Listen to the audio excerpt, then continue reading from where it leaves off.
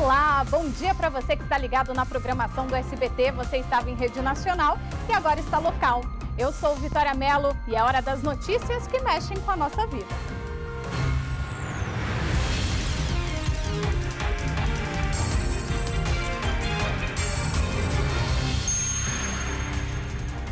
Governador em exercício Celina Leão e o interventor Ricardo Capelli estiveram agora há pouco no 6º Batalhão da PM, Maicon Leão.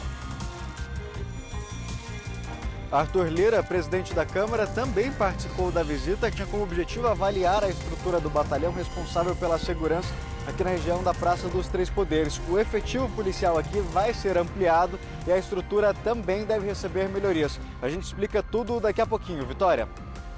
Faz 3 dias que Anderson Torres voltou ao Brasil e do aeroporto ele foi levado direto para um outro batalhão da PM, dessa vez lá no Guará. Quem está lá e tem mais informações é a Raíssa Lomonte.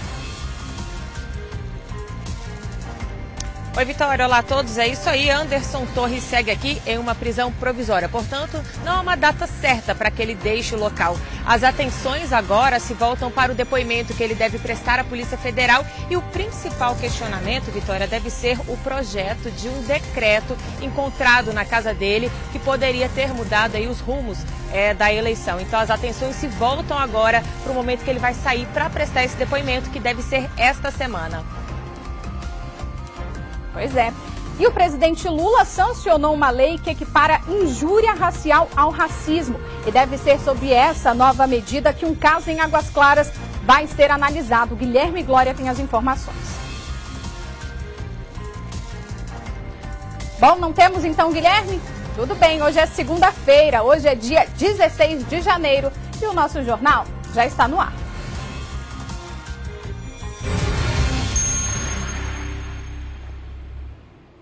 A gente falou com a Raíssa agora há pouco, né? Porque o ex-secretário de Segurança Pública, Anderson Torres, está lá no batalhão da Polícia Militar, no Guará. E a Raíssa Lomonte vai trazer todas as informações para a gente. Raíssa, já tem alguma previsão dele prestar um depoimento? Boa tarde, é com você.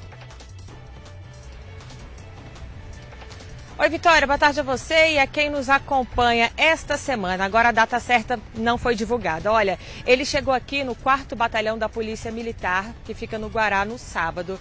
Passou pela audiência de custódia, foi comprovada que a prisão era legal, que a integridade física dele foi mantida. Então, ele veio, trazido para cá. Agora, ele está aqui porque, como ele é delegado da Polícia Federal, ele tem direito a ficar recolhido em um batalhão ou em uma prisão especial.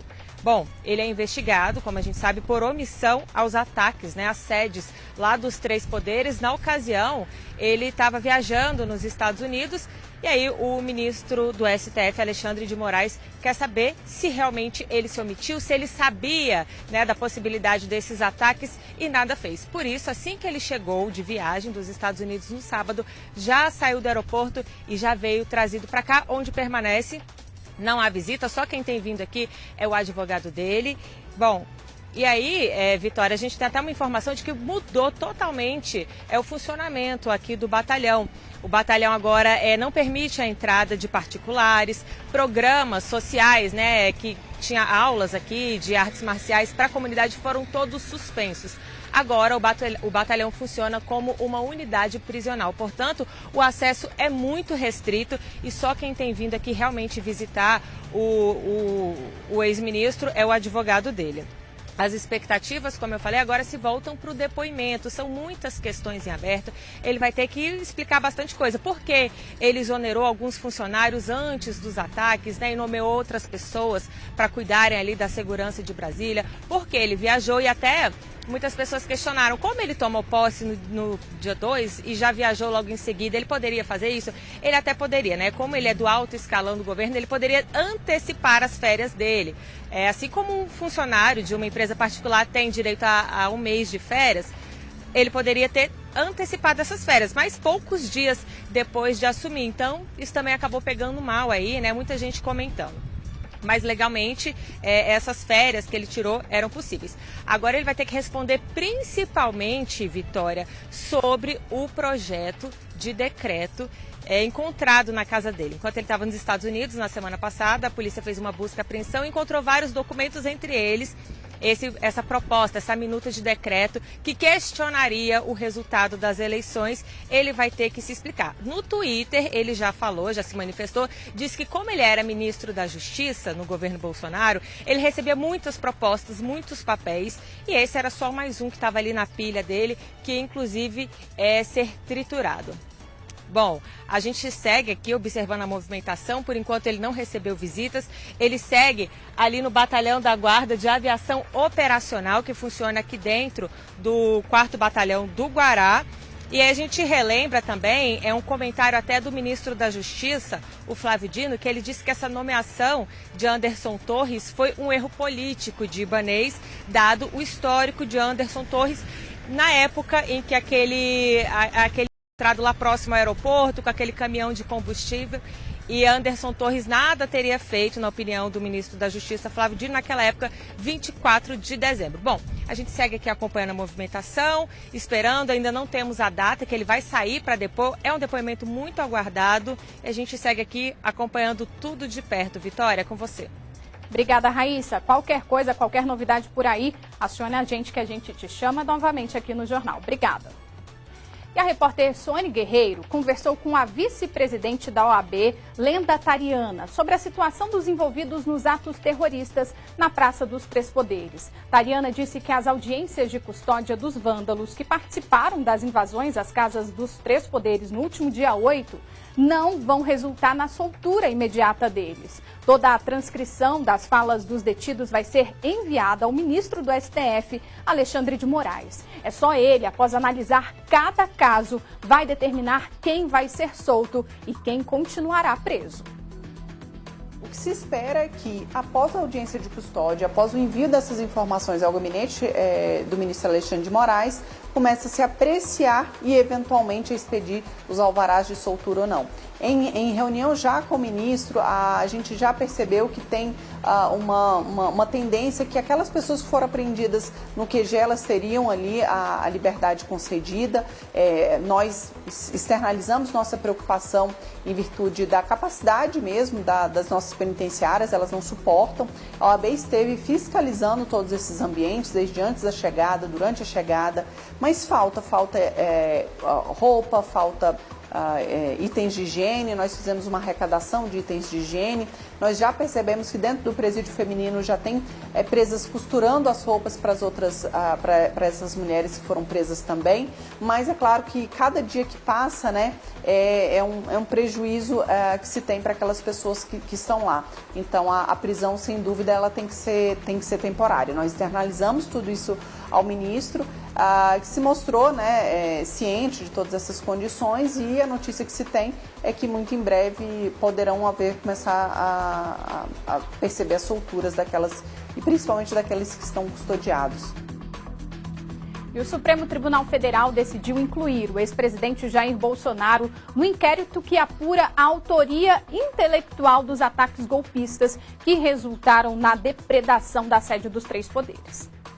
Na noite desta sexta, Alexandre de Moraes atendeu a outro pedido da Procuradoria-Geral da República e autorizou que o ex-presidente Jair Bolsonaro seja investigado por incitação a crimes contra o Estado, com os atos do último domingo. O documento prevê prazo de 5 dias para a PGR indicar especialistas para acompanhar as investigações e informa que o pedido para interrogar o ex-presidente será decidido depois, já que Bolsonaro está fora do país. Em nota, o advogado de Jair Bolsonaro, Frederic Wassef, afirmou que o ex-presidente sempre falou publicamente ser contra tais condutas ilícitas e jamais teve qualquer relação ou participação nestes movimentos sociais espontâneos realizados pela população. Ainda não há previsão de quando serão liberados os alvarás de soltura dos acampados que foram encaminhados a presídios do DF. Segundo o ministro da Justiça, Flávio Dino, novos mandados de prisão devem ser cumpridos na próxima semana. Não há um limite quantitativo. O que nós podemos afirmar é que nós ainda temos, infelizmente, centenas de pessoas que indiretamente participaram desses atos. e todos serão investigados, todos serão apresentados pela Polícia Federal ao Poder Judiciário. Nós vamos prosseguir nas investigações para que a democracia seja adequadamente protegida. A OAB aqui do DF acompanha as audiências de custódia dos criminosos presos após o fim do acampamento golpista em frente ao quartel-general do Exército. A vice-presidente da Ordem, Lenda Atariana, disse que a divulgação dos nomes pelo Tribunal de Justiça só foi feita depois de um acordo. A OAB do Distrito Federal, o TJ e o TRF se uniram para que pudessem encontrar uma solução para a realização dessas mais de 1.400 audiências com a maior brevidade possível.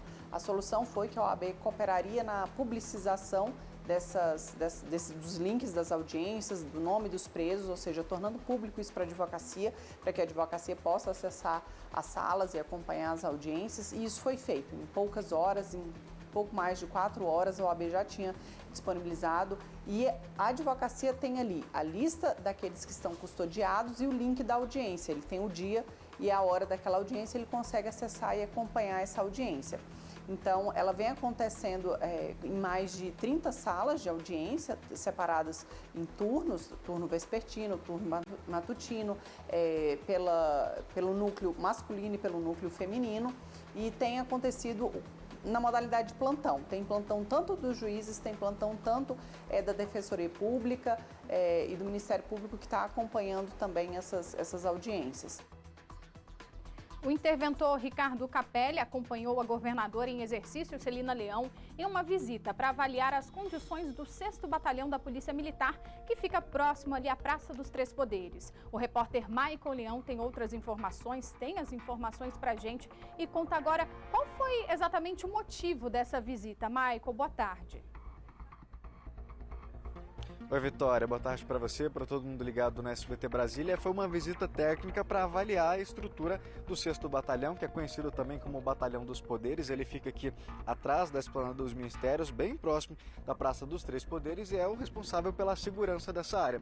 E essa visita, acompanhada do interventor, do presidente da Câmara, Arthur Lira, foi justamente para avaliar a estrutura aqui do batalhão, que funciona numa área que foi cedida pela própria Câmara. Esse batalhão já funciona aqui há alguns anos, mas o que a gente vê é uma estrutura pequena, cerca de 248 militares são lotados aqui, e essa visita, Vitória, serviu para anunciar mudanças. A governadora em exercício, Celina Leão, anunciou que vai ampliar aqui a estrutura. Na verdade, um outro batalhão está sendo construído em outra área e, por enquanto, esse batalhão aqui vai sofrer algumas alterações justamente para conseguir atender essa demanda, já que foi anunciado que o efetivo que a gente falou aí, cerca de 248 militares, esse efetivo vai praticamente dobrar, Vitória. A expectativa é que cheguem a 500 militares, por isso vão ser chamados aí alguns que passaram no concurso, estão na lista de reserva. O Rogério Silva está mostrando pra gente, o batalhão funciona nessa área aqui, é realmente só esse espaço, a gente vê ali inclusive a academia do lado de fora, ao ar livre.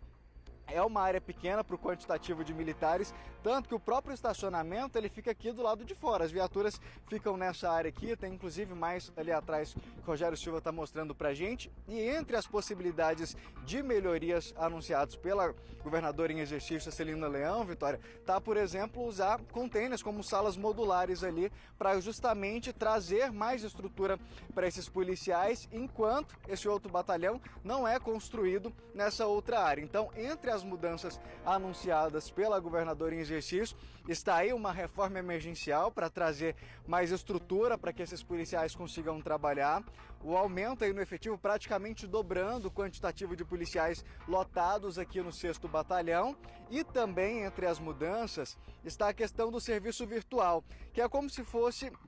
Quando o policial ele está de folga, ele pode se oferecer, se candidatar para trabalhar e receber, claro, por aquele dia.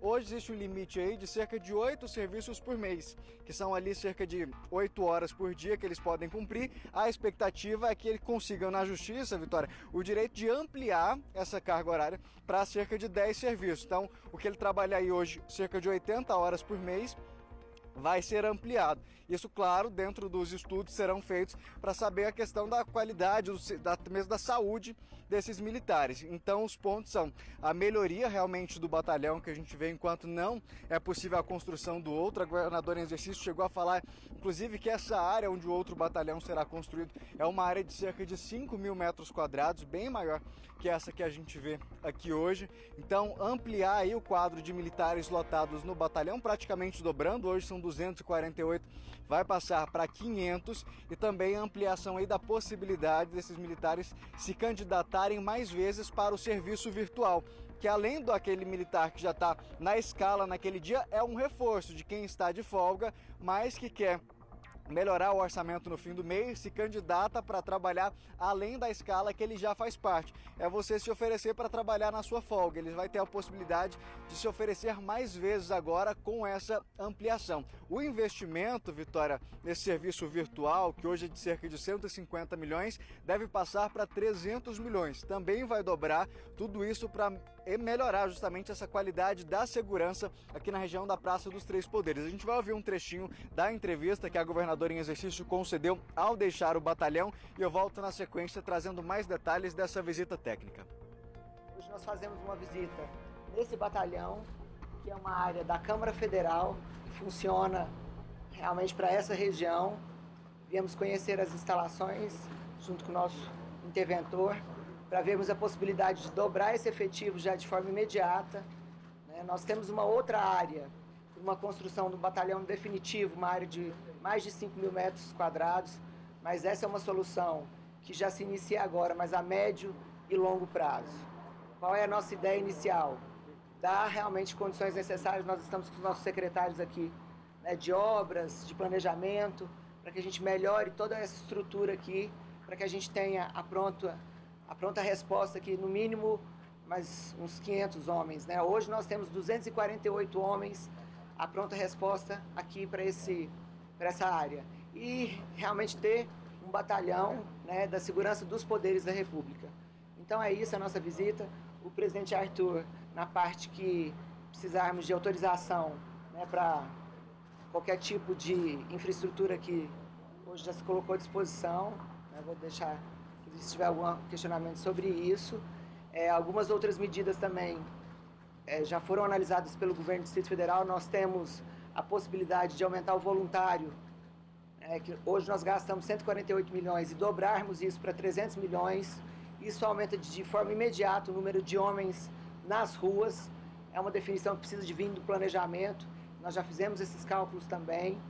E várias outras medidas estão sendo pensadas junto com o interventor, para que a gente tenha o máximo possível de tranquilidade e termos aí uma segurança firme, que nós respeitamos as nossas instituições, a Polícia Militar, a Polícia Civil, e estaremos prontos para qualquer tipo de situação aqui por parte do governo do Distrito Federal, com o apoio do governo federal, com o apoio da Câmara Federal, com o apoio de todos os poderes.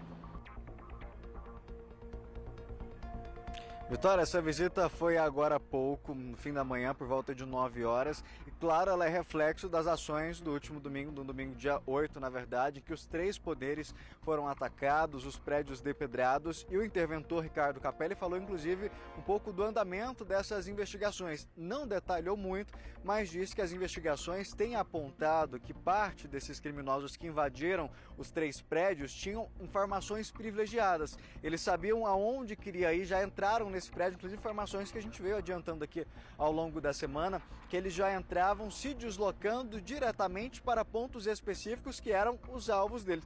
Então, as investigações apontam agora para esclarecer se essas pessoas tiveram acesso a plantas, por exemplo, do Congresso ali, a planta até mesmo do Palácio do Planalto e também do Supremo Tribunal Federal, para que eles tivessem realmente essa facilidade de se deslocar ali diretamente a pontos estratégicos, como por exemplo onde estavam os extintores de incêndio, para que eles fossem acionados todos ao mesmo momento, e também locais que foram mais atacados do que outros, em que essas pessoas seguiram diretamente para lá como se já soubessem aonde iria. A gente vai ouvir um trechinho agora. Isso, e a investigação está apurando de que as pessoas que invadiram tanto a Câmara quanto o Palácio do Planalto tinham conhecimento os locais, quer dizer, conheciam a planta. Isso a investigação está apurando e isso vai nos auxiliar a identificar essas pessoas. Esse é um processo que está em curso, volto a dizer, comandado pela Polícia Federal, com apoio da Polícia Civil. A gente vai chegar nessas pessoas. Vitória, a gente está se aproximando agora do fim do recesso parlamentar. Agora em fevereiro tem inclusive a posse do Congresso, então uma das preocupações é justamente em relação à segurança. O presidente da Câmara, Arthur Lira, disse que vai existir um esquema de segurança reforçado para que aconteça essa posse, também as eleições das mesas com muita tranquilidade, o retorno do Supremo também agora já no início de fevereiro. Então faz parte justamente dessas ações, dessa visita técnica, a elaboração do esquema de segurança para o retorno, para a posse dos deputados e senadores e também para o retorno no plenário do STF. Tem feito aí um esquema de segurança que já conta agora justamente com esses atos que nós acompanhamos agora pela manhã, a visita técnica ao 6º Batalhão, entre outras ações para garantir que no dia da posse, ali no retorno desse recesso, tudo aconteça na maior normalidade, com segurança para os deputados e também para os convidados que acompanharão a posse. Vitória. Sim, até porque o Rogério Silva estava mostrando aí, né, Michael, a questão da distância, na verdade, a proximidade do Congresso a esse batalhão. Então, 250 policiais numa manifestação enorme, como a gente viu, né, aqueles atos, enfim, impressionantes, revoltantes do domingo, dia 8. Tem que ter mesmo um reforço policial para agir imediatamente. Obrigada, Michael, pelas informações. Agora, olha só essa história. A polícia do DF e de Goiás trabalham no caso de desaparecimento e de morte. Desaparecimento de uma mãe com 3 filhos e morte porque o carro que seria dela foi encontrado carbonizado no entorno aqui do Distrito Federal.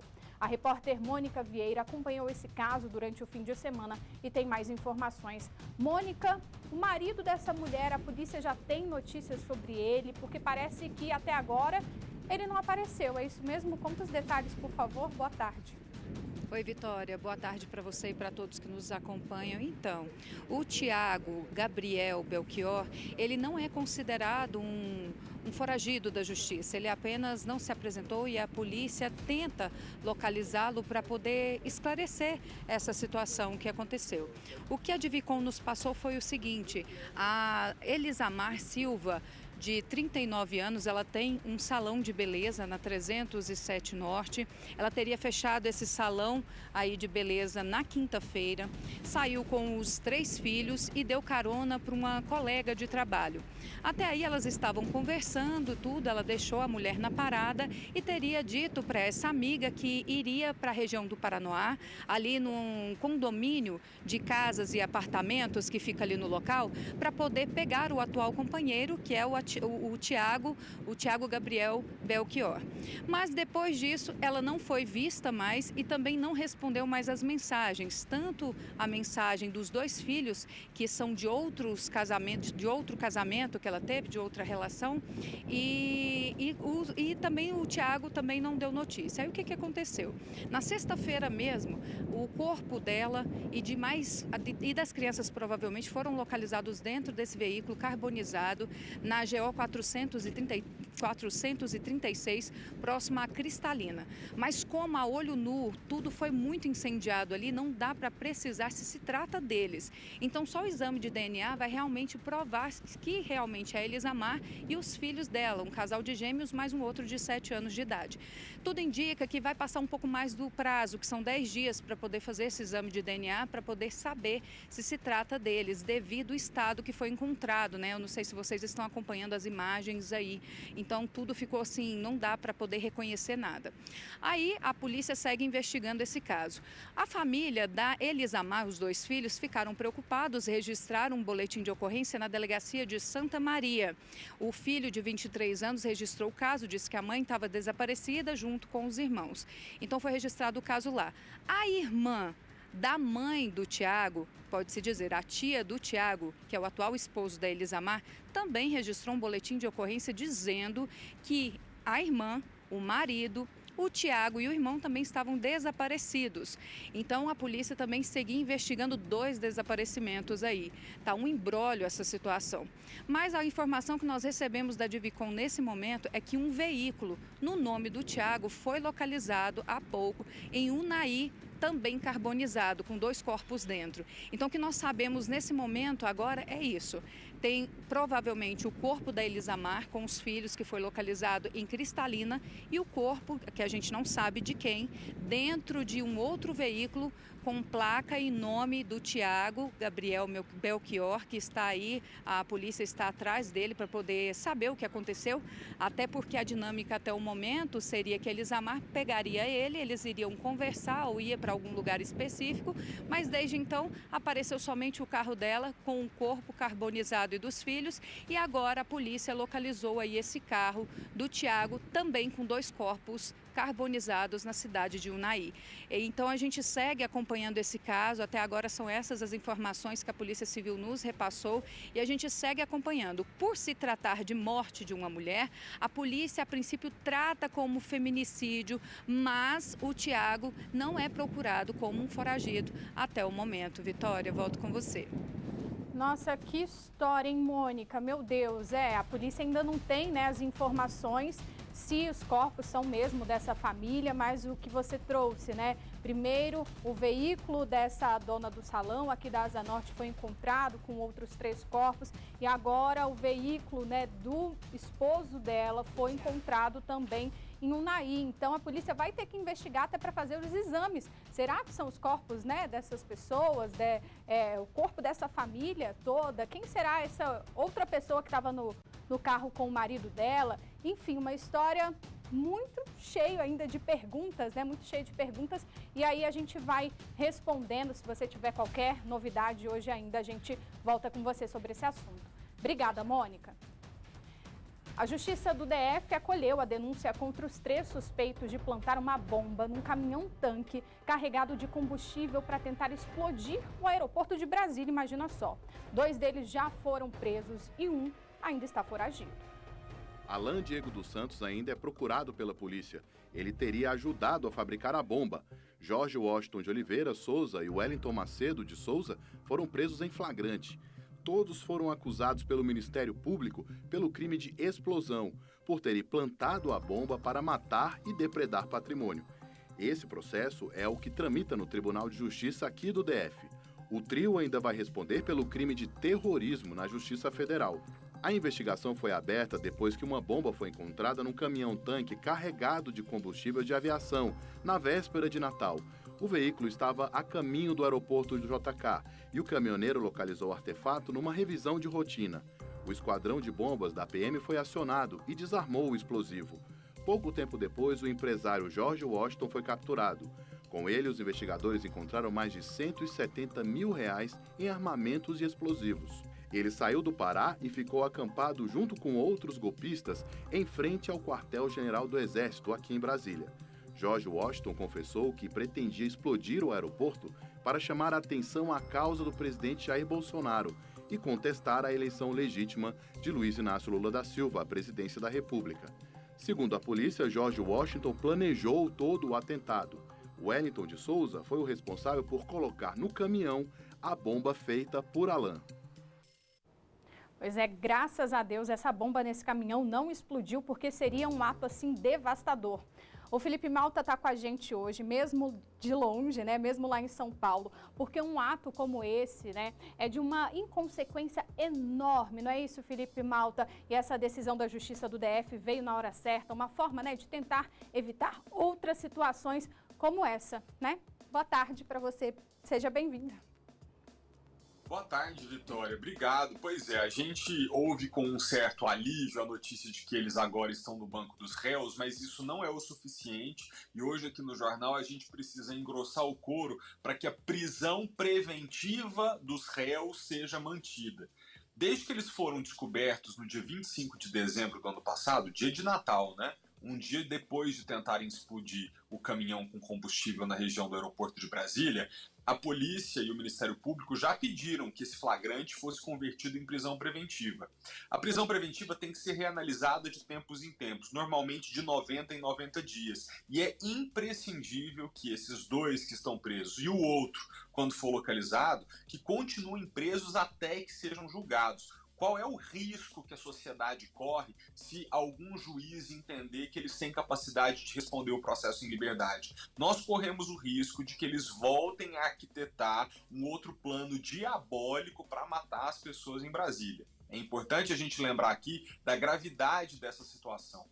É uma pessoa que planta uma bomba em um tanque com 60 mil litros de querosene de aviação. Vamos entender o que poderia ter acontecido. A bomba poderia ter sido detonada enquanto o caminhão estivesse no rumo, na direção, no caminho do aeroporto. E só nesse fato, pelo menos o motorista do caminhão teria morrido.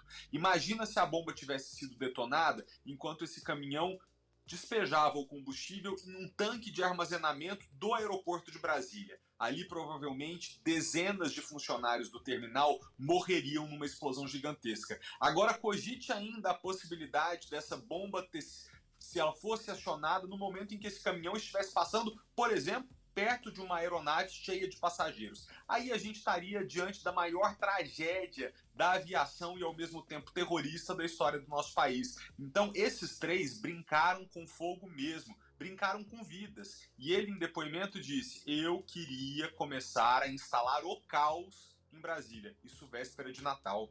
Pessoas do Brasil inteiro utilizam o aeroporto de Brasília porque ele é o terminal com o maior número de conexões entre as cidades brasileiras. Então, a pessoa que sai do sul do país com destino ao Nordeste provavelmente tem uma escala em Brasília. Quem sai de São Paulo e vai para Manaus provavelmente vai fazer uma escala em Brasília. Então teríamos brasileiros de todas as regiões sendo vítimas de um ataque digno de ser chamado de ataque terrorista. Agora, quanto aos crimes, o de terrorismo é a Polícia Federal que vai tomar conta, não é? Aí em Brasília, na Justiça do Distrito Federal e Territórios, eles respondem pelo crime de explosão. E embora pudessem ter causado um mal incomensurável para a nossa cidade e para o nosso país, o crime de explosão no Código Penal prevê até 6 anos de prisão só. Se o Ministério Público convencer a Justiça de que foi muito grave, até porque foi perto de um tanque de combustível, poderia ter uma proporção ainda maior, aí aumenta em 1/3, pode chegar a 8 anos de prisão, no máximo. Só que você sabe que aqui no Brasil, se o detento tem um bom comportamento, ele cumpre só um pedacinho da pena e é colocado em liberdade. Provavelmente, se for condenado à pena máxima, em até 2 anos, esses 3 podem ser colocados na rua de novo. Ou seja, precisamos que a justiça seja sensível e que o Ministério Público e a polícia desde já continuem sustentando a necessidade da prisão preventiva. Se a realidade prática é que esses 3 vão ficar só 2 anos na cadeia, que esses 2 anos já tenham começado agora, porque eles soltos, eles impõem risco à sociedade. Quando é que uma prisão preventiva é decretada? Quando a pessoa tem possibilidade de destruir provas. Eles têm possibilidade de destruir provas? Claro! No apartamento onde ele estava no Sudoeste foi encontrado um fuzil, munição, dinheiro. Ele veio do norte do país até Brasília sem ser parado, com armamento de guerra. Então ele tem condição de destruir provas. Ele representa perigo para a sociedade? Evidentemente. Confessou que queria instalar o caos. E a gente ainda está se recuperando do caos de domingo passado, sem ser ontem ou outro, do dia 8 de janeiro. Ele representa um perigo para a sociedade? Representa. Impõe risco de fuga? Com certeza. Então todas as condições para prisão preventiva estão postas. O que eu não gostaria é da gente ter que entrar aqui num jornal em algum momento, daqui 15 dias, 30 dias, 45 dias, tendo que noticiar que a justiça entendeu que eles têm condição de responder esse crime em liberdade. Porque não tem. O correto a acontecer a partir de agora é que eles continuem presos, que sejam julgados. Deus ajuda que peguem pena máxima, 8 anos de prisão, para que a gente tenha a possibilidade de vê-los afastados do convívio social pelo menos 2 aninhos. Porque quem não tem é uma crueldade sem tamanho. Vitória, dia 8 lá na Esplanada dos Ministérios, a gente assistiu ao maior ataque já visto contra a democracia brasileira. Mas esse do dia 24 de dezembro, embora não tenha sido um ataque às instituições, eu acho que é de quase que igual gravidade, porque ele simplesmente assumiu o risco de matar 200, 300 pessoas. Qual seria o tamanho da explosão de um caminhão com 60 mil litros de querosene de aviação? Gigantesco. Então mostra que eles não estão muito preocupados com a saúde, com a vida, com a integridade física das pessoas. Ou seja, não tem condições de ser colocados em liberdade, tem que ficar na cadeia até o último dia possível, conforme a lei prevê. Porque antes disso podem incitar o ódio e podem fazer o negócio ficar pior aí na cidade. E o que chama atenção, né, é que são pessoas, 3 pessoas de regiões diferentes, mas que se conheceram ali, né, no acampamento que estava montado no QG do Exército.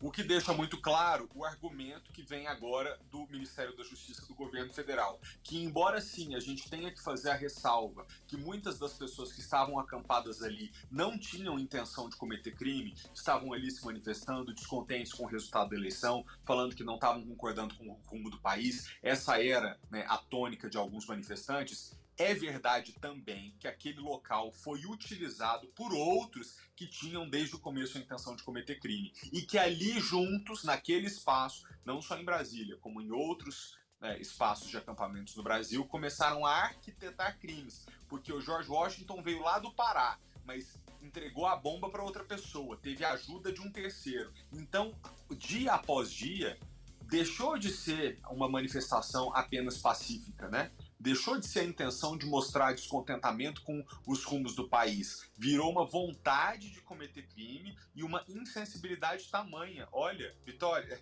eu estava indo para o aeroporto dia 24 de dezembro, eu passei com o carro do lado enquanto a Operação Petardo do Esquadrão Antibomba da Polícia Militar tentava remover o artefato dali. Poderia ter sido eu e a minha família hoje estaria chorando, poderia ter sido um familiar seu, um familiar de um telespectador nosso. Então quem planta uma bomba em um caminhão de tanque de combustível e não se importa com as vidas que vai tirar numa explosão, essa pessoa não merece a nossa consideração. E da justiça, ela merece muito rigor de punição, porque isso tem que servir de exemplo para que ninguém nunca mais ouse fazer um negócio desse, que nós no Brasil não temos o costume de lidar com terrorista. E agora a gente está tendo que lidar com gente que quer matar os outros de qualquer jeito, de forma cruel, alopradamente, achando que é por meio da violência que as coisas se resolvem. Não é.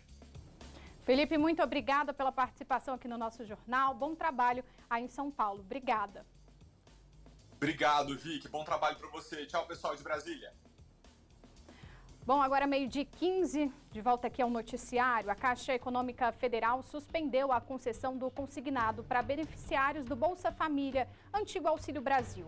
Um dos motivos são os juros cobrados pelos bancos. Agora, para quem já pegou o empréstimo, como fica? Veja agora na reportagem. O anúncio da suspensão foi feito após a cerimônia de posse da nova presidente da Caixa Econômica Federal, Rita Serrano. Nós estamos suspendendo o consignado do auxílio por 2 razões. A primeira é porque o Ministério do Desenvolvimento Social vai revisar o cadastro. Então, como o Ministério vai revisar o cadastro, não é de bom tom que a gente mantenha, porque nós não sabemos quem ficará nesse cadastro ou não. E a outra razão é que, de fato, os juros para essa modalidade consignada é um juros muito alto. O empréstimo consignado, tanto para beneficiários do Auxílio Brasil quanto do benefício de prestação continuada, começou a ser operado por alguns bancos, incluindo a Caixa, a partir de outubro. Muitas instituições financeiras não quiseram oferecer o empréstimo por causa dos juros altos e do consequente risco de prejuízo. Pelas regras, o pagamento das parcelas pode comprometer até 40% do valor recebido pelas famílias. É o caso da Francinete. Ela contratou o empréstimo consignado e recebeu R$ 1.400 a serem pagos em 12 parcelas de R$ 160. Parcela alta, mas por ter iniciado uma venda de doces, ela tem conseguido pagar sem sufoco. Inclusive, chego numa boa hora, que eu estava precisando muito. Eu precisava fazer um trabalho porque eu estava parada, né?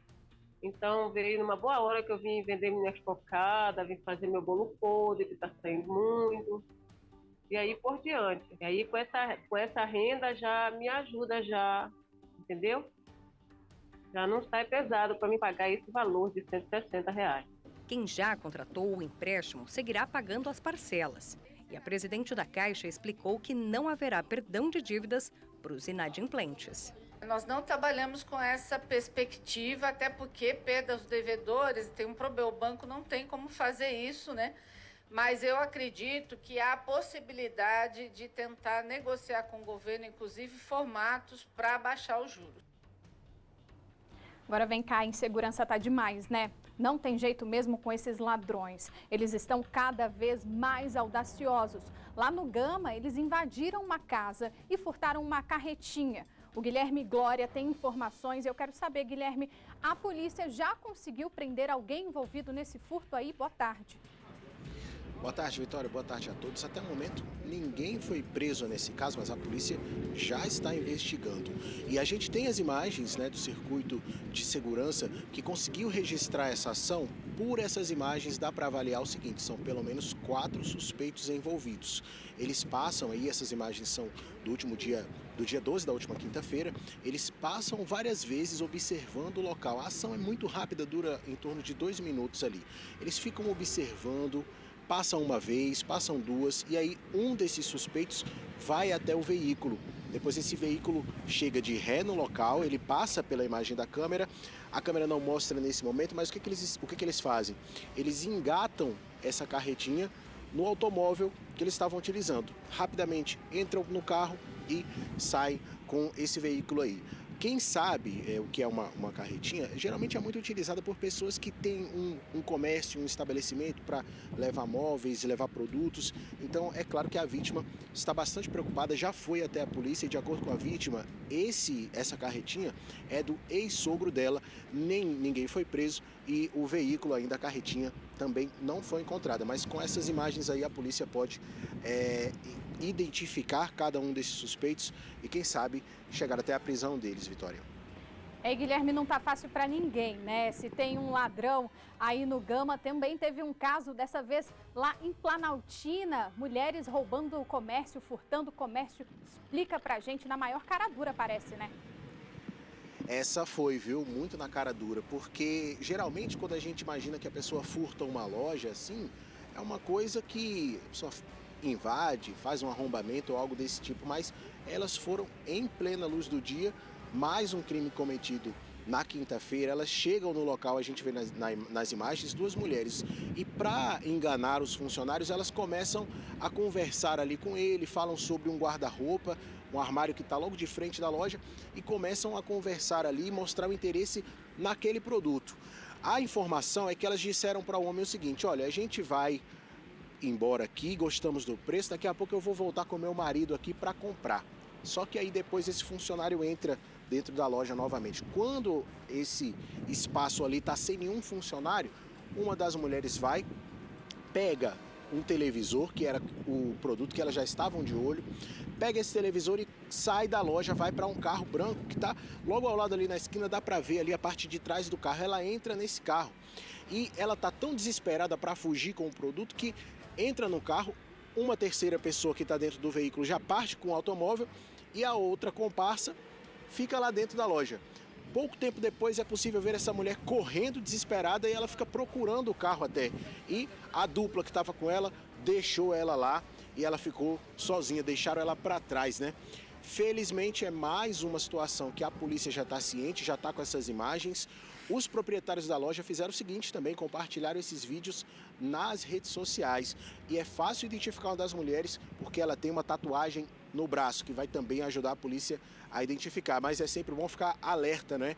O comerciante, quem tem seu estabelecimento, com qualquer pessoa que demonstre o interesse ali no produto. É claro, você tem que atender com todo respeito, mas ficar atento também, porque muitos casos como esse têm acontecido, Vitória. Que cara de pau, hein, Guilherme? Elas deitam ali no sofá, estão ali relaxadas, né? Se passando por clientes, mas não, na maior cara dura levam uma televisão. Imagina só, a polícia tem mesmo que ir atrás e prender essas criminosas. Obrigada, Guilherme, pelas informações. Uma informação preocupante agora, principalmente para você que pega rodovias aqui pelo Distrito Federal. O número de acidentes tem subido. Um dos principais motivos, segundo especialistas, é a falta de atenção do motorista. E outro motivo, a bebida. As lembranças dos 20 anos de casamento ainda estão vivas na memória. Como se eu fosse receber ela todo dia na cama, que nem eu levava o café dela todo dia de manhã cedo, quem levava era eu. Aqui quem cozinhava para ela era eu, café da manhã. E aí eu tô aí só Deus para me aguentar aqui dentro, que eu não tenho para onde ir. Ana Jacinta de Souza, de 70 anos, estava voltando com o marido do Hospital de Sobradinho no carro da Secretaria de Saúde de Planaltina de Goiás, quando sofreu um acidente de carro. Ela morreu na hora. A batida foi provocada por uma jovem de 18 anos, sem carteira e com sinais de embriaguez. Ela estava em zigue-zague no meio da pista. Não tinha como a gente, eu pelo menos, visualizar a situação quando ela chegou, por exemplo, a pessoa chegou de pareia com a gente, entrar a pista ao contrário e bater de frente. A batida foi tão brusca, moça, que o motor do carro dela ficou no meio do asfalto. Ana Jacinta faz parte de uma triste estatística. Cerca de 13 mil sinistros de trânsito registrados em rodovias brasileiras tiveram como causa principal ou secundária questões relacionadas à condição de saúde dos motoristas no momento do acidente. Esse volume de colisões, capotamentos e outros desastres deixou 13.744 feridos e 881 mortos. Os dados são apenas de estradas e rodovias sob supervisão da Polícia Rodoviária Federal. Não inclui colisões que acontecem em pistas, ruas e avenidas dos centros urbanos. De acordo com o levantamento feito pela Associação Brasileira de Medicina de Tráfego, que teve como base os dados coletados pela PRF, as causas de acidentes mais recorrentes são falta de atenção, ingestão de álcool e substâncias psicoativas, sonolência do condutor e o mal súbito. Já o que provoca a maioria das mortes é a falta de reação e a resposta tardia ou ineficiente ao volante. Hoje, com o uso de celular e as distrações, realmente esse é um grande problema. O segundo fator é o excesso de velocidade. Aumenta substancialmente a gravidade dos acidentes, levando muitas vezes até a morte. E o terceiro fator é a questão do álcool, que precisa ser absolutamente controlado. O especialista em trânsito explica que é possível diminuir os acidentes se tiver mudanças em 3 elementos. É preciso melhorar as estradas. A sensibilização e a educação, o treinamento também são absolutamente essenciais para reduzir os acidentes de trânsito. E a terceira coisa, evidentemente, é melhorar a fiscalização. O médico do tráfego, Antônio Meira Júnior, concorda com o especialista e acrescenta outras medidas importantes que precisam ser adotadas. Exigir que veículos atendam a altos níveis de qualidade de segurança. Utilização dos dispositivos de segurança. Um aperfeiçoamento do atendimento pré-hospitalar às vítimas do sinistro de trânsito. Enquanto nenhuma mudança acontecer, pessoas como Valdecir vão continuar sofrendo pela morte de quem ama. Tirou praticamente a minha vida. Tirou a minha vida. Que era só eu e ela aqui. Agora ficou só eu mesmo. E mais de 200 motoristas foram flagrados pela Polícia Militar dirigindo embriagados. Gente, é incrível, né, como as pessoas ainda são imprudentes, porque quem dirige bêbado não coloca em risco só a vida dele, não. Ele está no trânsito, tem outros carros, tem pedestres, tem ciclistas, enfim. Vamos voltar a falar agora com a Mônica Vieira. Mônica, situação recorrente, né, infelizmente. Infelizmente, Vitória, boa tarde para você mais uma vez e para todos que estão nos acompanhando. Pois é, a Polícia Militar fez aí esse levantamento de 9 a 15 de janeiro aqui em Brasília e flagrou cerca de 211 motoristas sob efeito de álcool. Não adianta, são várias campanhas que já são realizadas, mas o motorista parece que não toma consciência, né, de que se beber, ele não pode dirigir. E mesmo assim anda assumindo o risco. Nós vamos conversar agora com com o tenente-coronel André Caldas, ele que é comandante do Batalhão de Trânsito aqui de Brasília, para falar um pouco mais dessas operações que ocorreram aí entre os dias 9 e o dia 16, né, o dia de hoje, aqui no Distrito Federal. Comandante, muito obrigada aí por aceitar o nosso convite, por vir falar um pouquinho sobre esse assunto que parece ser maçante, parece ser um assunto que fala, é meio que enxugar gelo, né? Pega esses motoristas, a multa já está alta pra caramba, né? Quase R$3.000, mas mesmo assim, muita falta de consciência ainda por parte de alguns condutores. Então, nessa operação realizada durante esse período, já foram aí 211, né, que foram apreendidos. O que mais que vocês conseguiram apreender durante essa operação? Bem-vindo.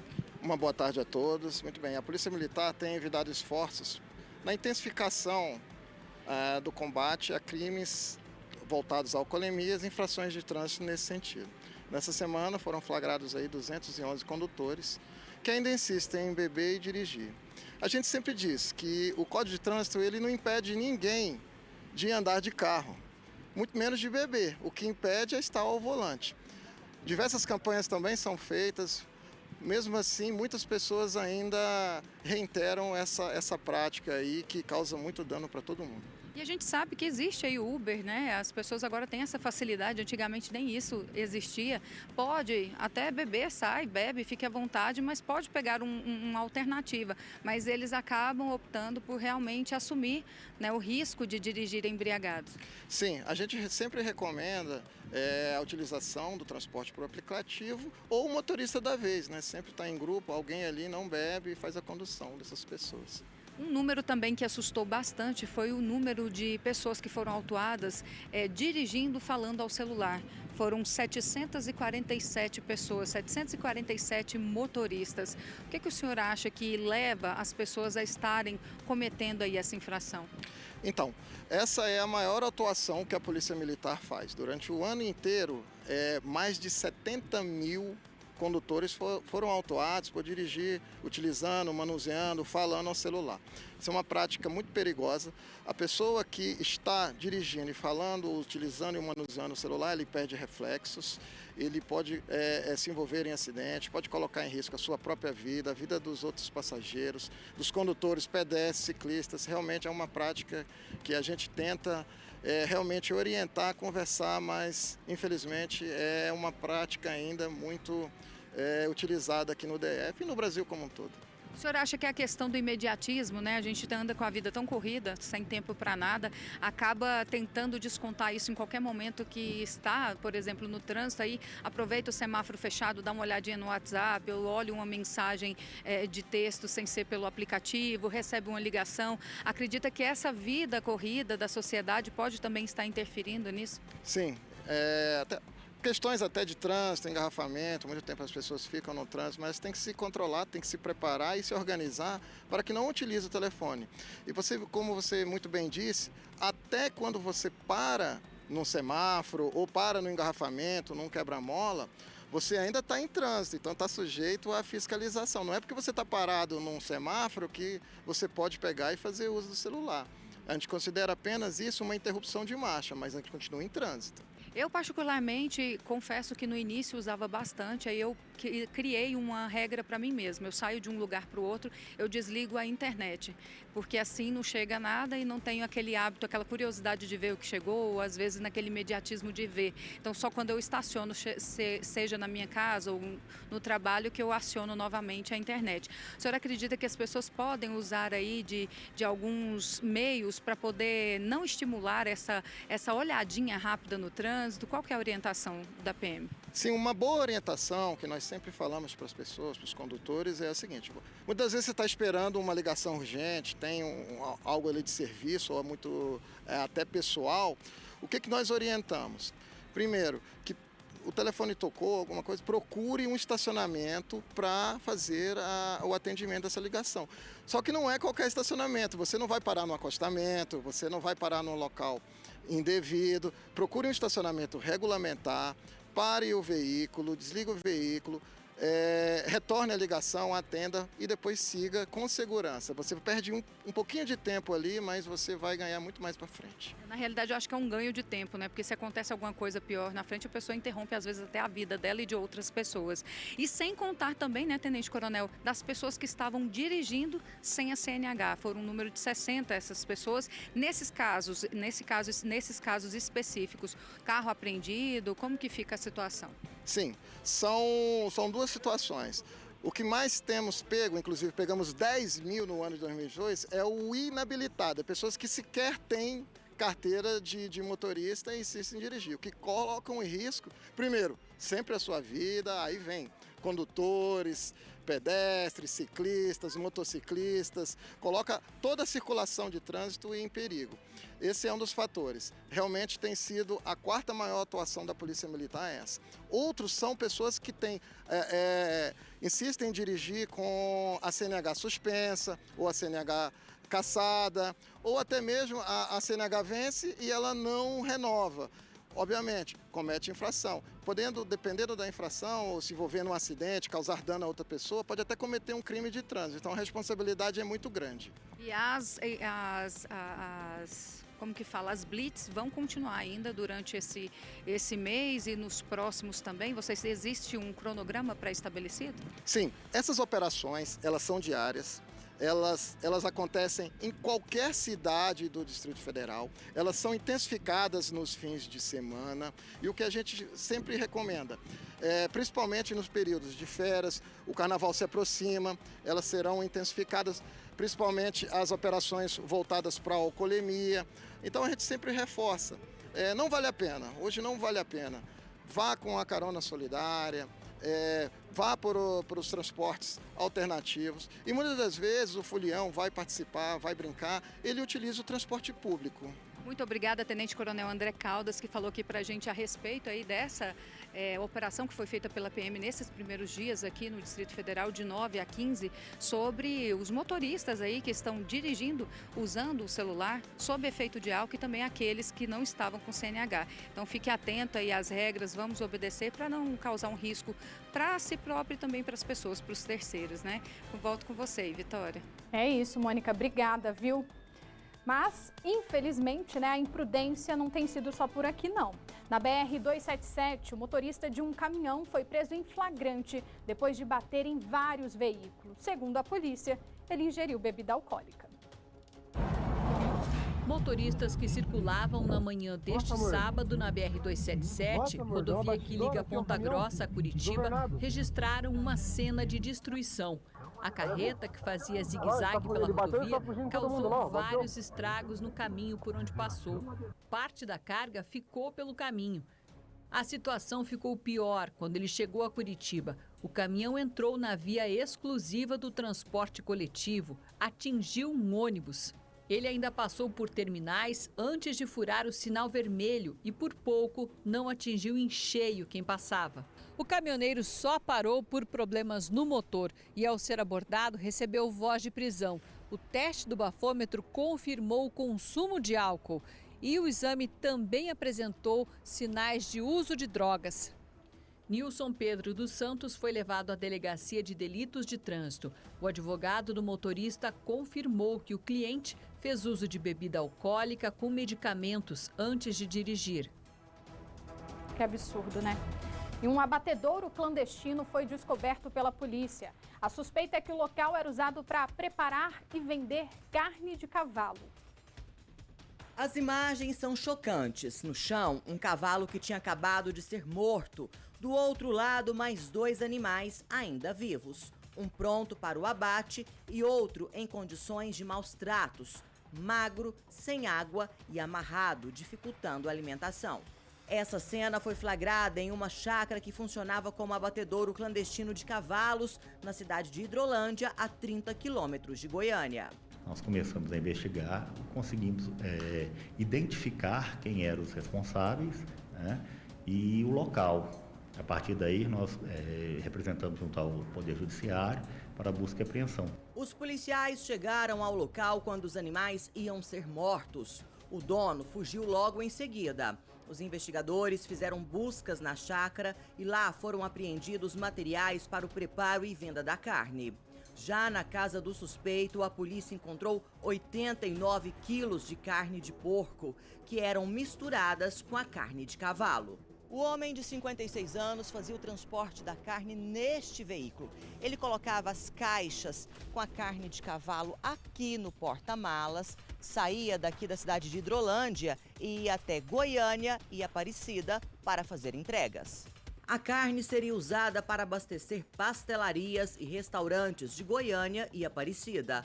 Os donos dos estabelecimentos serão identificados e intimados. Nós já começamos a ouvir alguns proprietários, são muitos, né? Nós temos que identificar todos, ouvir todos e possivelmente serão responsabilizados. O suspeito pode responder por crimes contra a relação de consumo, maus tratos de animais, degradação do meio ambiente e organização criminosa. Segundo a polícia, ele era acostumado a abater esse tipo de animal. Só no ano de 2022, 2 ocorrências policiais, ele conseguiu fugir dessas 2 ocorrências, abatendo cavalos. A defesa do suspeito não quis se pronunciar. Ele se apresentou na delegacia e usou o direito de permanecer em silêncio. E um mutirão quer transformar as cidades aqui do DF com serviços de limpeza e meio ambiente. Mas, para dar certo, a população tem de ajudar. O Paranoá foi a primeira região contemplada com mais de 20 áreas de descarte limpas. O mutirão reúne equipes de diversas áreas do governo de Brasília, como SLU, Secretaria de Meio Ambiente e Nova Cap. Foi a vez do projeto chegar a Taguatinga, Ceilândia e Sol Nascente, Pôr do Sol. Nessa semana foram 12 quilômetros de limpeza e nós retiramos quase que 800 toneladas de lixo. E a nossa esperança é que a população cuide disso, né? Nós temos vários equipamentos, o SLU tem papa-lixo, tem papa-entulho, então não há motivo nenhum para a população descartar os seus resíduos em locais incorretos.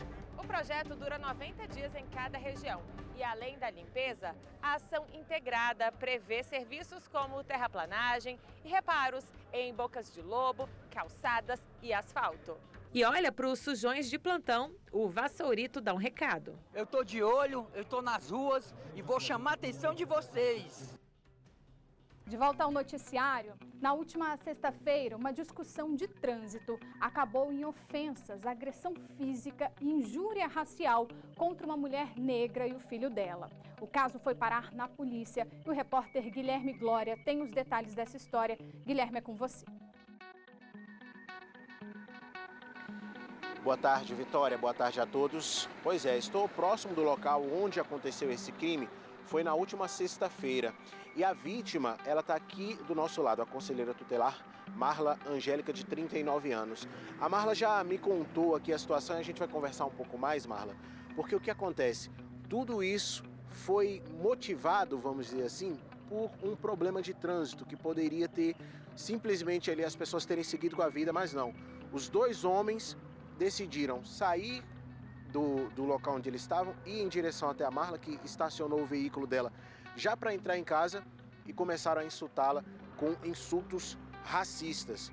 E agora, já com o crime de injúria racial equiparado ao racismo, a situação para esses 2 homens já vai ficar mais complicada.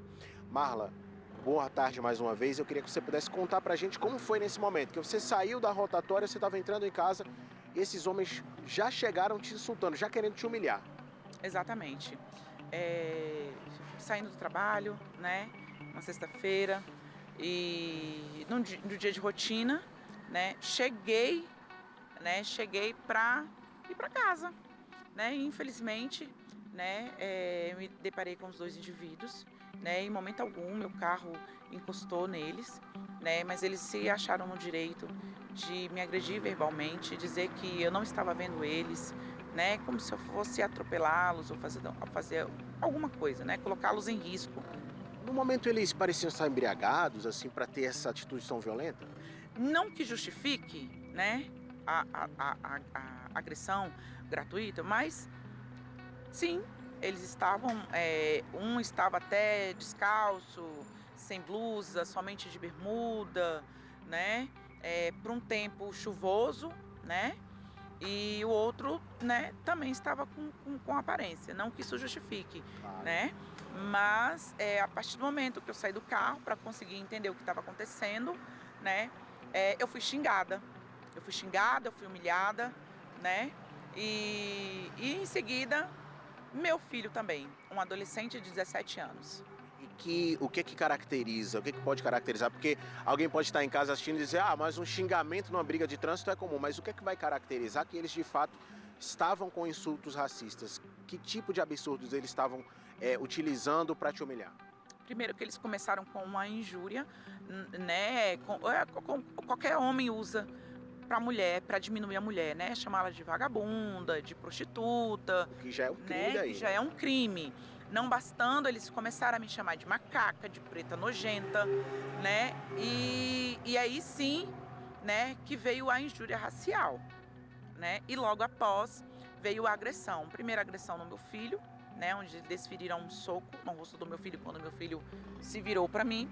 E logo em seguida o outro puxou meu cabelo, com a intenção de me derrubar no chão mesmo. Porque o que aconteceu foi o seguinte, você estava em casa, você estava chegando em casa e o seu filho ouviu a gritaria e foi saber do que se tratava, né? E aí quando ele chegou tentando separar, aí os homens já foram agredindo ele também. Isso, porque ele foi na intenção de separar, né? De entender, ele falou, o que está acontecendo? Por que você está xingando a minha mãe? E eles foram ele foi na intenção, né? Eu não tive essa percepção, mas o meu filho falou que quando ele se aproximou, ele já viu ele bem em cima de mim. Eu não tive essa percepção no calor da situação, né? E aí em seguida já teve, né, a agressão e continuou também os xingamentos com ele. Marla, a gente sabe que você foi até a delegacia. Eu queria que você falasse sobre como que foi chegar até a delegacia para fazer essa denúncia, já tendo essa equiparação, porque agora o crime ele não prescreve e ele também é inafiançável. Isso faz diferença? O legal é que você, como conselheira tutelar, você entende bem do que é chegar numa delegacia para prestar uma queixa, para amparar uma vítima. Nesse momento você se sentiu amparada e considera positiva essa mudança na lei? Eu considero sim, né? Nós vamos ali para a 21ª delegacia, onde de fato a delegacia já é um apoio do Conselho Tutelar aqui de Arniqueira, né? E desde o primeiro momento que eu falei, né, com a polícia, eu estava muito nervosa e ele tentando me acalmar por telefone, o policial. Você tá calma, não consigo te ouvir, calma. Fala onde você está, eu consegui passar o endereço. Eles vieram de imediato, a polícia teve o cuidado de me resguardar, né? Resguardar a mim e ao meu filho. Em seguida nós fomos encaminhados para a delegacia. Na delegacia houve o acolhimento também. Na delegacia eu não conseguia recordar. Eu vi o ato, a assinatura, né, da ministra assinando o novo decreto, a nova lei, né? E aí eu só consegui entender o que estava acontecendo porque a delegada já tinha conhecimento. Então, como é importante, né, toda a rede estar atualizada, né? Ela me passou, ela falou, isso entra como injúria racial, que foi tipificada agora como racismo e é um crime inafiançável, né? Por mais que eu estava nervosa no momento, como é importante a gente encontrar pessoas, né, que saibam do que está acontecendo. Qual o seu desejo agora para esses homens que cometeram isso? Que a justiça seja feita conforme determina a lei, né? Sim, esse é o meu desejo. E o meu desejo maior é que as pessoas entendam que acabou a brincadeira. Racismo é crime. Injúria racial é crime. E quem fizer vai ser punido. Muito obrigado, viu, Marla? A gente deseja força para você e espera que, de fato, a justiça seja feita conforme determina a lei e esse recado é muito importante, né? Injúria racial é crime, racismo é crime. A gente espera que daqui para frente a gente tenha cada vez menos casos, se não nenhum caso desse tipo. Volto com você, Vitória. É isso, Guilherme. Bom, esse deve ser até então, aqui no DF, o primeiro caso que vai ser analisado de acordo com a nova lei sancionada pelo presidente Lula na semana passada, que equipara os casos de injúria racial ao crime de racismo. E no Rio de Janeiro, uma menina de 10 anos decidiu denunciar os ataques racistas que sofreu nas redes sociais. As ofensas vieram depois de uma postagem que a criança exaltava a própria beleza. O apoio da mãe foi fundamental para enfrentar o ódio nas redes sociais. No século XXI ainda tem esse tipo de pessoas. Isso incomoda muito, muito mesmo, em saber que tem pessoas dessa má índole, né? Achar que só branco são lindos, não, negros também são. Com apenas 10 anos, a filha de Célia foi alvo de injúria racial na internet após publicar vídeos em que exaltava a própria beleza. 2 pessoas chamaram a menina de macaca. Uma delas repetiu o comentário 5 vezes. A pedido da criança, a família procurou a polícia em São Gonçalo, na região metropolitana do Rio, mas foi apenas orientada a fazer o registro online. Com o apoio da Comissão da Assembleia Legislativa de Combate às Discriminações, o caso foi encaminhado a uma delegacia especializada. A gente acredita que ainda que exista hoje essa sensação por parte da polícia, né, no geral, de que esses crimes são os crimes menores, que não devem ter tanta importância. Os ataques aconteceram nos dias 6 e 11 deste mês. Os últimos serão enquadrados já dentro da nova lei, que equipara a injúria racial ao crime de racismo. Agora a pena é de 2 a 5 anos de prisão, sem direito à fiança. Só de outubro a dezembro do ano passado, a Assembleia Legislativa do Rio recebeu 30 denúncias de casos de racismo contra crianças ocorridos no estado, em média 10 por mês. Isso representa um aumento de 40% em relação ao mesmo período de 2021. Para a presidente da comissão da Alerj, o rigor na punição desse tipo de crime é a esperança de pôr fim a tanto sofrimento. É criança que tenta suicídio, é criança que não quer mais ir para a escola, que quer deixar de estudar, é criança que pede a mãe para cortar o cabelo. Então, infelizmente, tem crescido e está se tornando uma prática. E há praticamente um mês da volta às aulas na rede pública de ensino, os pais já estão com a lista de material escolar. O repórter Michael Leão tem dicas para que os pais possam comprar tudo o que os filhos precisem sem gastar muito. Michael, não tá fácil manter essa lista em dia, né? Eu tô vendo que ele tá ali já, ó, olhando as coisas ali, porque tá pesando no bolso, né, Michael? É, Vitória, tem escola que essa lista é grande, e aí de item em item esse preço vai ficando cada vez maior lá no fim.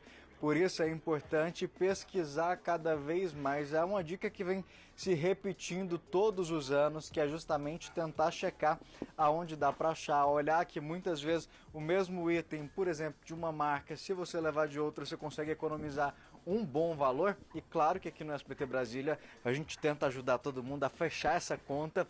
Por isso a gente convidou um especialista, o Newton Marques está aqui com a gente, justamente para tentar explicar para quem está em casa, né, Newton, como que dá para fazer essa conta fechar de uma forma mais leve. Boa tarde. Boa tarde. A pesquisar, que é a recomendação, né, quase que universal. Pesquisar porque há preços diferenciados.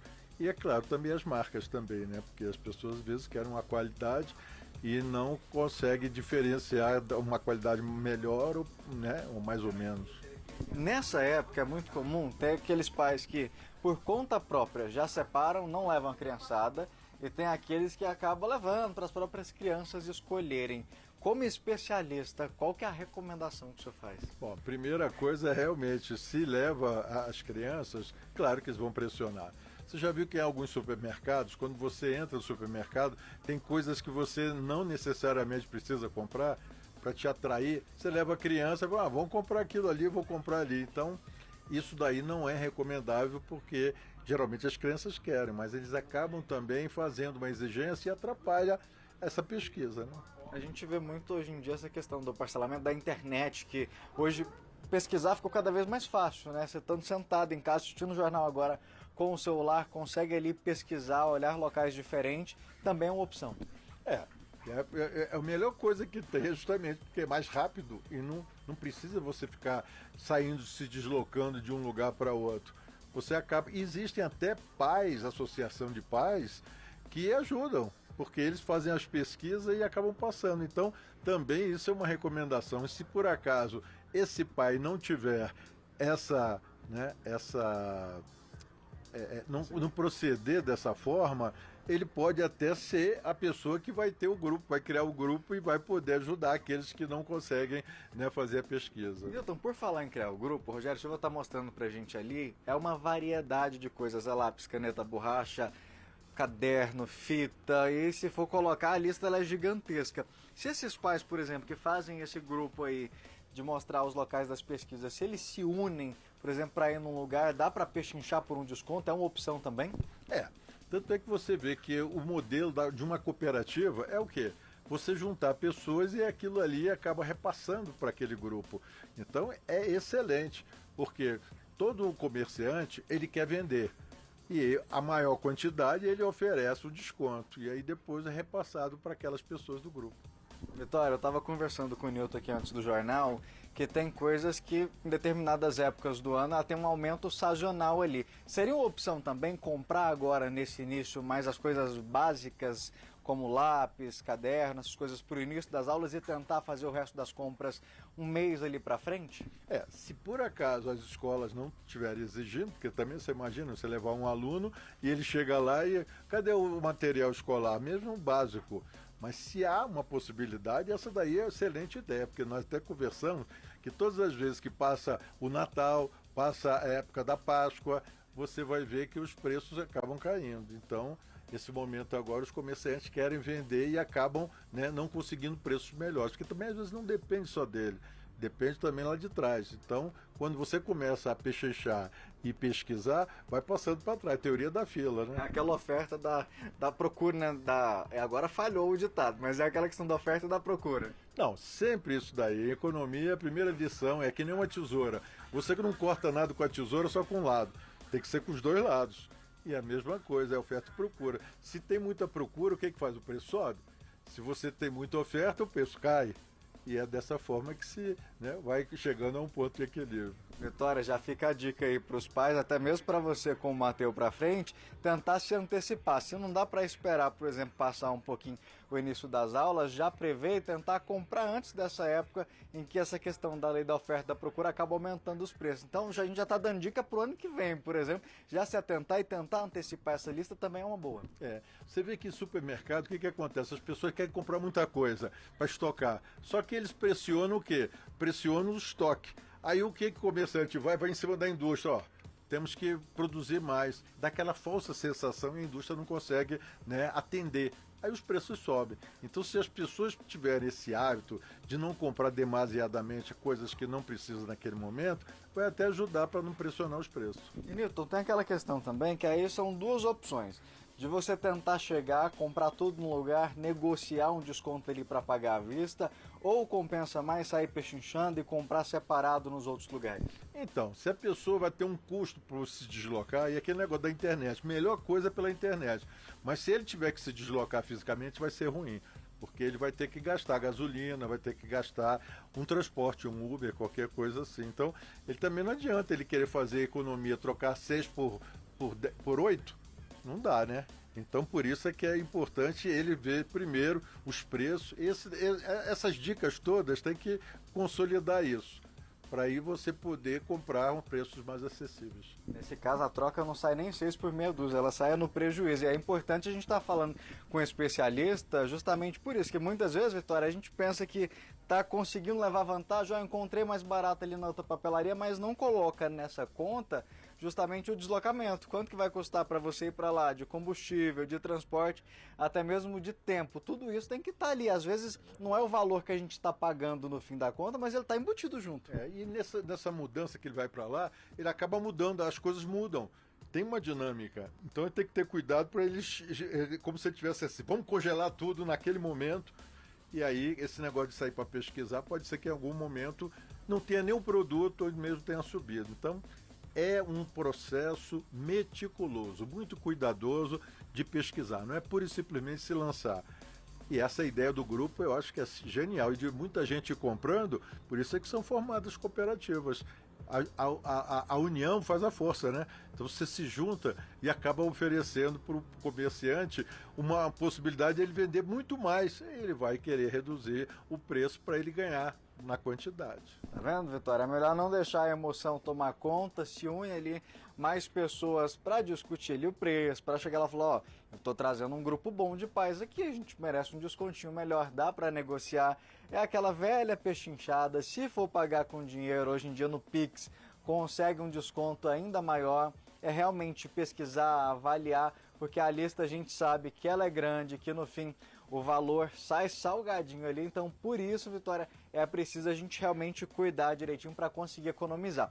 Mas além de economizar nas compras, outro jeito que alguns pais têm feito para economizar é se atentar às listas, o que realmente é obrigado a você comprar. A escola pode te obrigar, quais materiais você pode reutilizar. As escolas podem, por exemplo, Vitória, não aceitarem que livros didáticos que tenham sido desatualizados ou utilizados sejam repetidos no ano seguinte, mas algumas coisinhas os pais ainda podem aproveitar. Quem explica pra gente é o Procon. Os pais responsáveis devem ficar bastante atentos ao que as escolas podem exigir como lista de material escolar de seus alunos. As escolas não podem cobrar dos pais e responsáveis aquele material de uso coletivo, como material de expediente, material de escritório, até mesmo material de higiene. Também não pode cobrar dos pais responsáveis qualquer taxa adicional a título de material escolar. As escolas podem cobrar dos pais responsáveis aquele material de uso individual do aluno, que sirva ao processo didático-pedagógico dele. As escolas também não podem indicar determinada marca ou até mesmo estabelecimento a ser adquirido aquele material escolar, a não ser em se tratando de uniforme ou até mesmo aquele material, então, produzido pela própria escola, que ela utilize ali durante o seu ano letivo, Aqui no DF nós temos uma lei que permite que os pais possam comprar o material escolar e entregá-los de forma fracionada no início do semestre ou do ano letivo, até 8 dias antes do início das aulas. Então os pais não precisam comprar todo aquele material no início do ano e entregar de uma só vez, É importante também que os pais conversem com as escolas antes para saber que aquele material que foi utilizado no ano anterior, ele pode sim ser utilizado no ano seguinte. E as instituições também devem devolver para os pais responsáveis aquele material que não foi utilizado durante o ano letivo. É obrigação das escolas devolver todo e qualquer material que não tenha sido utilizado pelo aluno. E é importante que as escolas também apresentem para os pais responsáveis aquele plano pedagógico, onde deve constar a lista ali de todo o material escolar, com o quantitativo e a finalidade para que aquele material escolar será utilizado. E lembrando que os pais que estiverem com qualquer dúvida ou qualquer esclarecimento, eles podem e devem procurar o Procon para poder sanar suas dúvidas ou até mesmo denunciar ali uma instituição que não esteja com a sua lista de material escolar totalmente correta. Fica as dicas, A palavra de ordem a gente já viu, que é pesquisar. Bom, e um caminhão se chocou contra a fiação de telefone e danificou 3 postes na quadra 110 do Recanto das Emas. Toda a fiação ficou exposta e a Neoenergia precisou ser acionada para fazer a manutenção. Quem vai dar detalhes para a gente é a repórter Mônica Vieira. É isso mesmo, a nossa equipe está aqui no Conjunto 5, na 803, no Recanto das Emas, para mostrar aquele poste ali, que foi atingido provavelmente por um veículo. Não se sabe se foi um carro de passeio, caminhonete, ônibus. Os moradores aqui da região só dizem que ouviram um estrondo por volta de 3 horas da manhã de hoje, de domingo para segunda-feira. Quando saíram na porta, já estavam os fios todos assim, conforme o poste continua ali. Vamos falar agora aqui com a Kilza, que é moradora aqui da região. Kilza, obrigada aí por falar com a gente. Você mora aqui, quase de frente aí. Eu moro aqui em frente do ocorrido. Por volta das 3 horas da manhã, a gente escutou um barulho muito forte. Nós temos o cachorro também. O cachorro ficou desesperado. Quando eu levantei, que eu saí no portão, estava destruição. A gente não sabe se foi automóvel, se foi batida, a gente não sabe o que ocorreu. Levou um susto porque foi muitos fios, caídos. Muitos fios e 3 postes também no chão, A destruição foi muito grande, a gente não sabe o que realmente aconteceu. Aqui, geralmente, essa rua ela é tranquila no decorrer de fim de semana, dia de semana, o fluxo como que é? Moderado? Na semana é moderado, final de semana é um pouco mais agitada, mas no decorrer da semana é bem tranquilo. Então foi uma situação assim que saiu um pouco fora, né, do que vocês têm o costume. Por mais que seja um pouquinho mais agitado, o estrondo foi muito grande. Vocês não imaginavam um estrago desse com barulho? Não imaginava o estrago desse com barulho. Mas mesmo assim, caindo os postes, nós continuamos com energia. Depois a gente acionou o bombeiro chegou e acionou a ANEEL Energia, a ANEEL veio e desligou toda a energia, porque tinha muitos fios espalhados na rua inteira. E o que você pensou? Quando você ouviu o barulho, você pensou que fosse o quê? Eu imaginei que fosse um carro, né? Que teria um caminhão, alguma coisa aqui, que teria batido no portão. Pelo barulho, que foi muito grande, a gente imaginou que fosse um acidente. Mas quando vocês saíram na porta não tinha carro, não tinha nada, era só o estrago? Só o estrago, não tinha nada. Nada de carro batido, não tinha nada. Só os postes e os fios espalhados pela rua. Alguém comentou alguma coisa? Alguém estava na rua, viu? O que vocês ficaram sabendo depois? Todos os nossos vizinhos saíram para a rua, mas no momento ninguém sabe o que aconteceu. Todo mundo ficou sem entender o que houve. Ninguém sabe o que aconteceu. Ficou todo mundo em choque.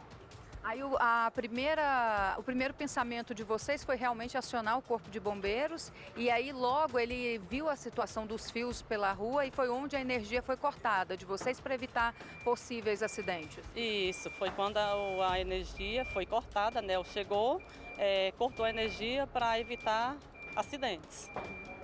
E por ter acontecido na madrugada de hoje, você acha que está acontecendo tudo bem rápido para poder organizar e trazer logo a normalidade para vocês aqui? Sim, está sendo rápido, porque já está aí os caminhões com os postes, né? Inclusive, eu sou comerciante, nós temos o comércio, vamos receber mercadoria hoje. Eu fui até eles perguntar se ainda vai voltar energia hoje, porque nós temos sorvete, temos carne para chegar. E eles me falaram que por volta das 15 horas a energia vai estar sendo regularizada. Então, está sendo rápido. Pelo estrago que foi feito, eu acredito que está sendo rápido sim. Eles chegaram com precisão.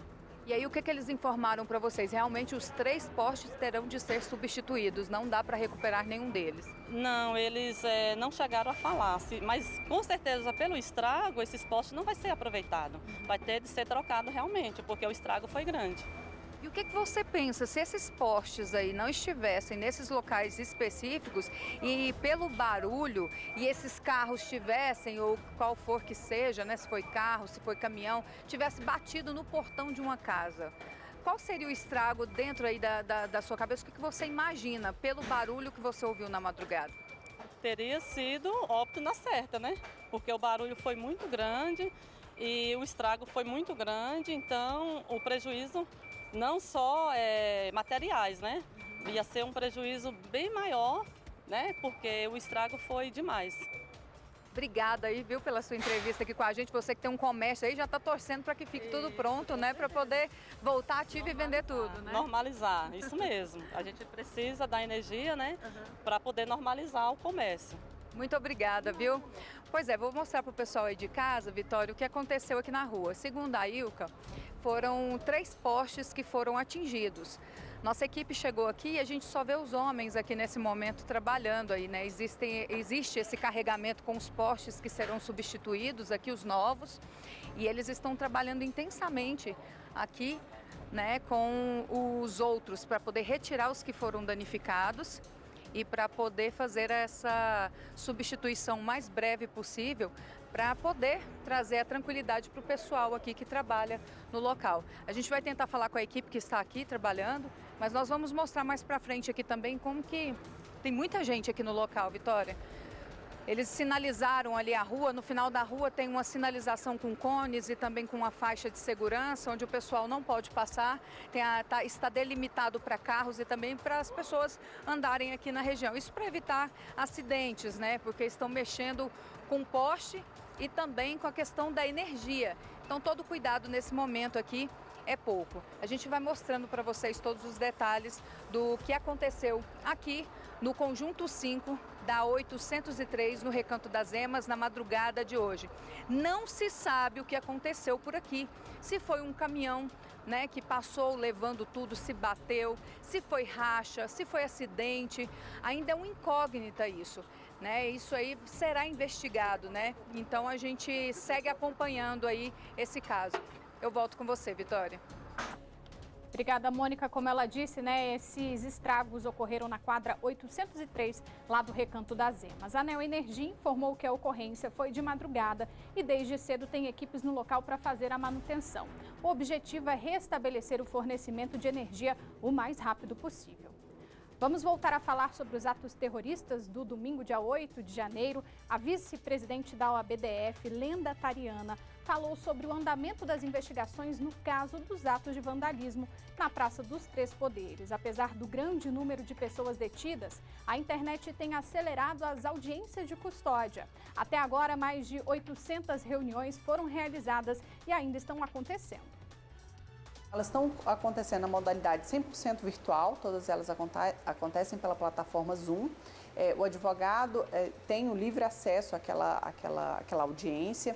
Eu pude estar trafegando por essas audiências desde do dia que ela foi marcada, então eu entro e saio das salas, pude acompanhar como é que está acontecendo. É claro que existe uma certa dificuldade, a conexão de internet lá do presídio para com a conexão aqui, ela tem um ruído, tem uma instabilidade, mas é possível estabelecer o diálogo, o contato, os presos são indagados, eles conseguem responder. É claro que também tem muito ruído, porque como está um esquema como se fosse de mutirão, então várias audiências acontecendo simultaneamente, às vezes tem ruído de uma pessoa estar do lado da outra, então tem essas dificuldades mesmo da gente estar fazendo uma audiência em massa, digamos assim, né? Mas o que é importante é que a defesa dessas pessoas que estão custodiadas está sendo preservada. E a consequência sobre a prisão desse grupo foi a lotação na Papuda e na Colmeia. O número de presos praticamente dobrou. A gente está aqui para externalizar a nossa preocupação de determinadas pessoas estarem presas sem ter uma condição né, de suportar aquele presídio. Ele dobrou a capacidade simplesmente de um dia para o outro. É claro que até na vistoria que nós fizemos, a gente pôde constatar que as pessoas não estão em celas enclausuradas, como geralmente as outras detentas ficam. Elas estão num ambiente circular, então as pessoas têm contatos umas com as outras. É um ambiente muito peculiar, nunca se viu nada dessa natureza, precisamente pelo volume de pessoas. Então, diferentemente do que geralmente acontece, elas não estão em celas. E elas também não eu falo elas porque especificamente houve uma preocupação com o presídio feminino que não suportava tantas mulheres. Então, elas, tanto as mulheres quanto os homens, eles não têm contato com os demais presos, né? Então, isso já é um zelo, já é uma cautela. Mas, é claro, tem uma preocupação com essa situação como um todo. E o gabinete de crise, ele vem justamente para que a gente possa discutir essas ideias. Então, desde como coordenar uma campanha, digamos assim, de realização de audiências de custódia, numa segunda etapa, se vierem os alvarás de soltura, como que nós faremos com esses alvarás de soltura por meio, onde que eles serão expedidos, onde eles serão disponibilizados. Então, esse comitê, ele serve justamente para estreitar o diálogo, para que a gente consiga dar maior efetividade em cada passo. Agora, olha só que legal essa iniciativa no comércio. Pessoas com autismo recebem abafadores de ruídos enquanto estão fazendo compras, olha só. A família do Kevin evita passeios em lugares com barulho. O menino de 11 anos tem autismo nível 2 com hipersensibilidade auditiva. Este vídeo mostra uma das crises ainda em casa.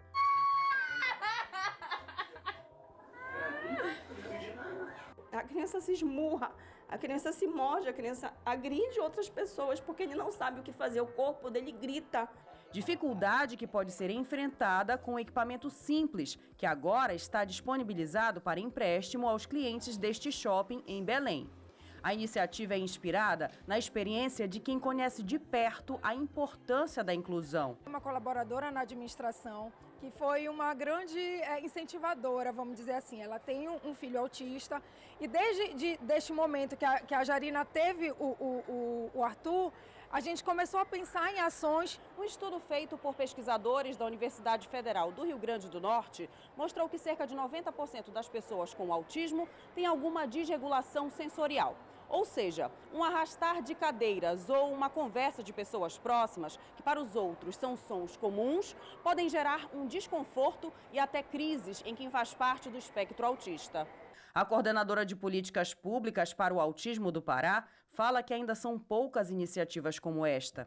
Ela explica que a Lei Brasileira de Inclusão não cita especificamente o abafador, mas, de certa forma, cobra mecanismos que garantam o bem-estar de todos. Existem os artigos que prevêem que os lugares devem ter acessibilidade e inclusão para todas as pessoas. Então, se aquela deficiência te traz a necessidade de ter essas tecnologias para que ela participe, para que ela esteja presente naquele lugar, é obrigatório, é sim necessário que tenha.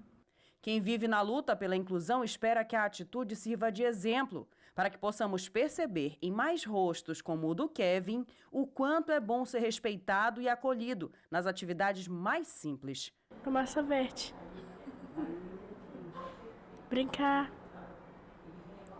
divertir. E tem parque inflável para as férias das criançadas aqui, para as férias da criançada aqui em Brasília. São mais de 7 mil metros quadrados no centro de Brasília e muitas opções de brinquedos. Esse é o primeiro parque inflável da América Latina. Então, aqui em Brasília são 6 brinquedos onde as crianças, os adolescentes e os adultos podem brincar. As atrações são indicadas para crianças a partir de 5 anos de idade. Crianças de 3 a 4 anos podem brincar em algumas atrações, desde que acompanhadas por um adulto. Rola até contagem regressiva. 5, 4, 3, 2, 1. Pedi pra minha mãe pra gente vir pra cá, que era muito legal. A gente achou muito legal o tempo de ficar aqui, a organização muito boa, o parque é muito bom. O melhor é aquele globo água verde. Tem muitos brinquedos muito da hora pra você ir e curtir seu tempo. Os nomes são sofisticados. No Foot Jump, o segredo é ter equilíbrio para jogar.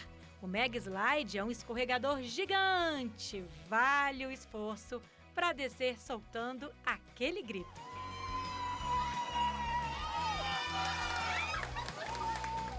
Agora imagina jogar futebol dentro de uma bolha. A brincadeira aqui é ver quem consegue fazer mais gols e derrubar os adversários. Vou me aventurar aqui nesse futebol humano. Essa bolha, ela depende muito da altura do jogador. Agora eu vou entrar aqui, vamos lá, arriscar uns dribles, uns chutes.